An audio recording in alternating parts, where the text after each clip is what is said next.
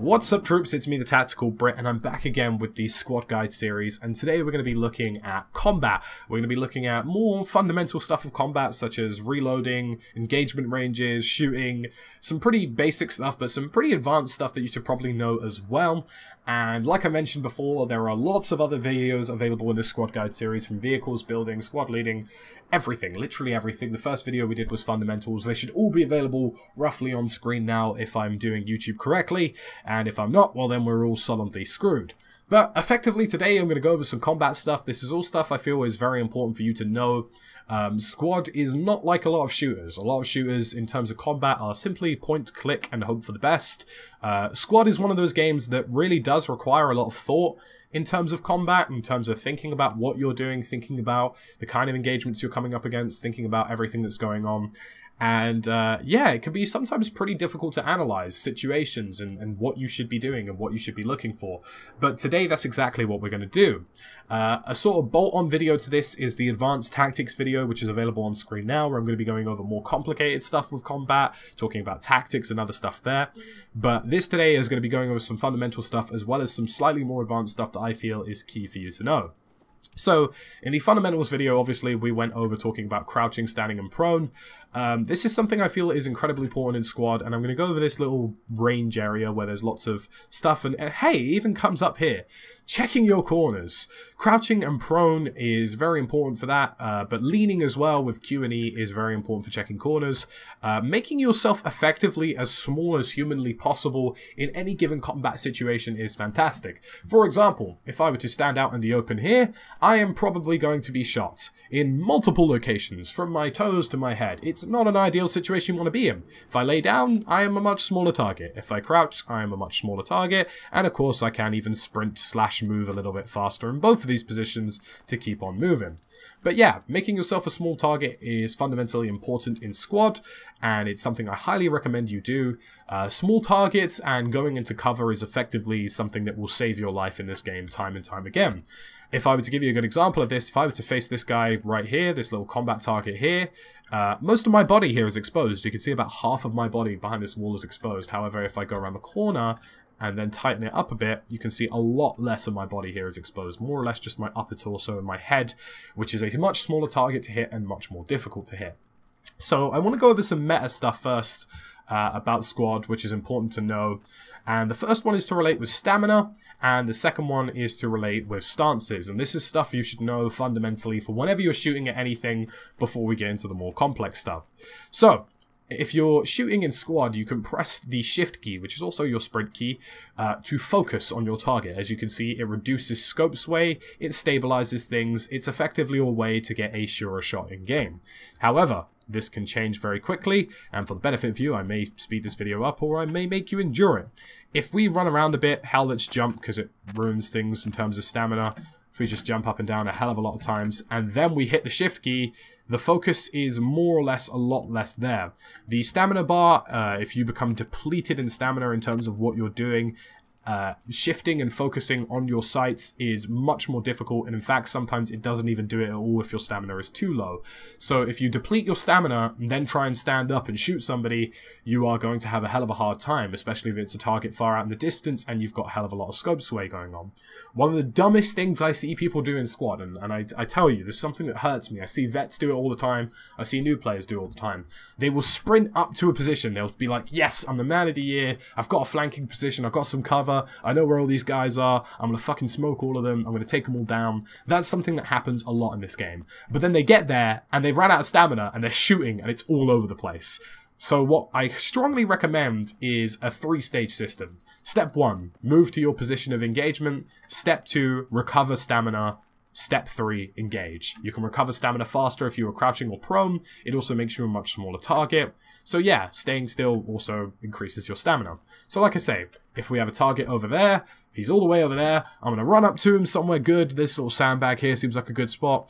I've got into my position, I'm regaining stamina because I'm crouching and staying still, and then I'm going to focus on him and then engage. That is a 3-step system. Yes, it is slow, sometimes it seems tedious, but it significantly increases your chances of landing shots a lot higher And it also stops scope sway, it stops stability issues. It's very important. Now, another thing to mention about stability as well is, of course, crouching and prone will reduce scope sway as well. Scope sway, you know what I meant, scope sway.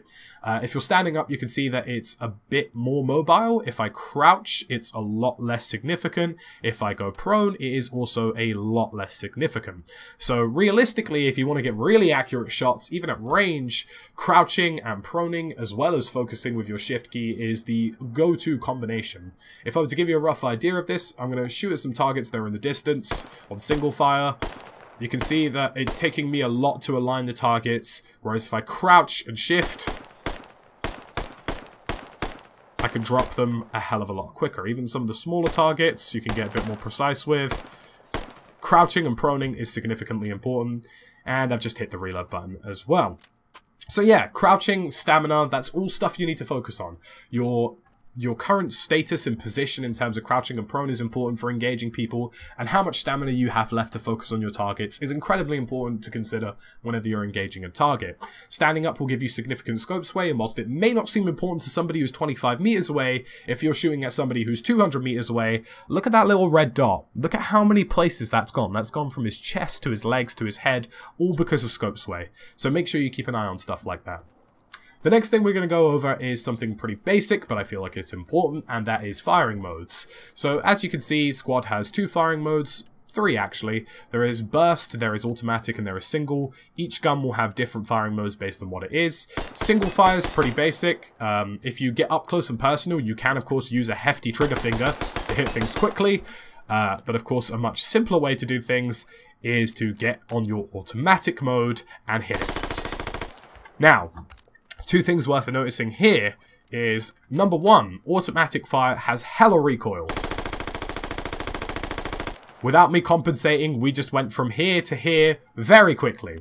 Single fire, on the other hand, if I tap fire it, even it quickly, has much less recoil. So of course you're going to want to use single fire for longer range targets, and you're going to want to be using automatic fire for targets within about 20 meters at best. If you crouch and prone, of course automatic fire becomes more stable and has less recoil.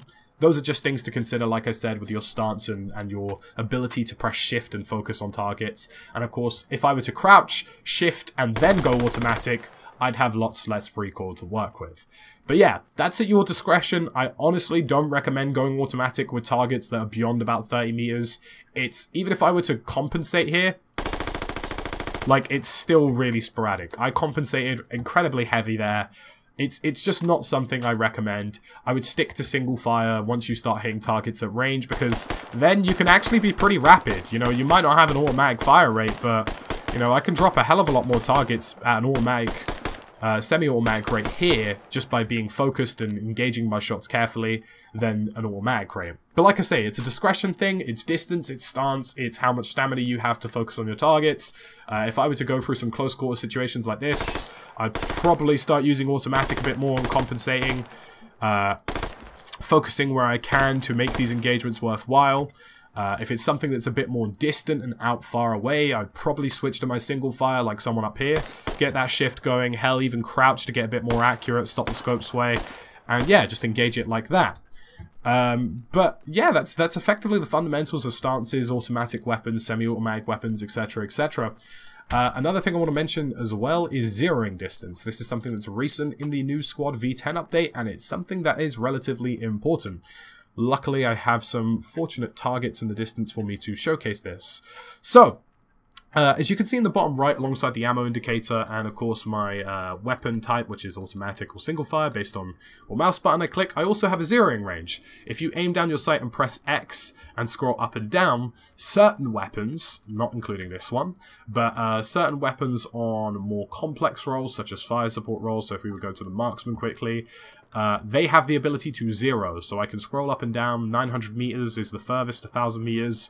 The minimal is 100, but as you can see, if I'm using a scoped weapon like such, if this is 0 to 100 meters, I crouch here, take a shot, that's going to hit him more or less where the direct reticle is. However, if we face something a bit more further away, 100 meters isn't going to cut it. We know those targets are around 200 meters, now it's dead on target. So having an approximation of range and then being able to hit those targets at range with a scope or even an unscoped weapon, there are some such as the AK-74M which can zero on iron sights, is pretty important. Not to say that the shots are going to be completely accurate, but it significantly improves your chances of being accurate. So that's something to bear in mind. Zeroing distance is something that's going to become increasingly important in squad, especially as you start engaging people a hell of a lot far away. Another thing worth mentioning as well for certain weapons, including automatic riflemen, is the ability to lay down a bipod. This is the C key. If you aim down your sight and press C on a nearby surface, you can place your bipod, which will make you significantly more accurate. And of course, you can see all of this in the class specialization video, which I've listed. But another word about bipods is that if I fire this thing automatically, if I place a bipod, it becomes a laser beam. So more or less something to focus on. What you kind of expect from weapons effectively. But yeah, that's basically the fundamentals here. Like I say, if I were to give you a 4-step system for engaging targets, it would be this. Step 1, call out your contacts. So that would be contacts, 210, 3 enemies, let's say, about 100 meters out. Of course, you won't have an exact location like that. You can say approximately 100 meters, approximately 200 meters, but just giving that information is important. Step 2, move to your position of engagement and get as close as humanly possible and get into an engagement position that will give you necessary cover to keep yourself safe, but also give you a good read on your opponents and get a good view of where they are. Step 3, recover your stamina and be ready for your engagement. Make sure you've got all of the breathing space you need. Make sure you've got the stabilization on your weapon. Make sure you choose whether you want to engage them automatically or single fire. If you want to suppress them, you probably want to go with automatic. If you want to take them out, single fire at distance is probably your go-to. And then, of course, the next step is to engage. So press shift, crouch, because it gives you less scope sway, and then boom, you can start hitting your targets, taking them on. And yeah, it's a fluid system in squad. It really is. Honestly, a lot of this stuff is at your discretion. You will know when the right time is to engage, or at least you should know. You know based on the range of your opponents, based on what weapons you have, based on how many of them there are, based on whether or not you have enough stamina, and whether or not you're behind good enough cover if an engagement is worthwhile. I automatically do this now as somebody who's played the game for a hell of a long time. If I were to see 3 enemies dead ahead of me in about 10 meter range, I'd press automatic and I'd go for the best. If I were to see enemies that were a far away from me, about 200 meters, 300 meters out, I would let my squad mates know, of course, that there are contacts there, and I would get permission to engage them. If I feel that they're a necessary threat, I would engage them. If they're engaging at us, I'd shoot back. If they're too far away, sometimes it's not worth it. If I'm just a basic rifleman with a scope, you know, hitting something that's 300, 400 meters away is not an easy task. It's not something that you can do basically in this game. It's something that requires a lot of focus, a decent position, and a lot of practice to do. Somebody with a sniper or somebody with a grenade launcher would be a lot more equipped to take on those targets, hence relaying information isn't very important. So yeah, that's effectively it, guys. It's really basic in squad, but the basics have to be done well. Leaning around corners and making sure you're clearing out your corners and checking them, switching between automatic and semi based on discretion, getting into the right stances and positions before you take on engagements is all really important in squad. It's something that, you know, not a lot of people can get right, but once you start nailing it down, once you start getting a bit more fluid with it, it becomes a system that you'll become so accustomed with, it will just feel natural. You'll know who to hit, you'll know who not to hit, you'll know whether or not you can hit them, and that's honestly one of the biggest beauties of this game that there is. So guys, that's about it for the combat video today. Like I say, always check out the shooting range. It's a good place to get a bit more privy with your skills, learn a bit more about your guns, learn a bit more about your engagement ranges and distance and what you need to do to be an effective killer in squad.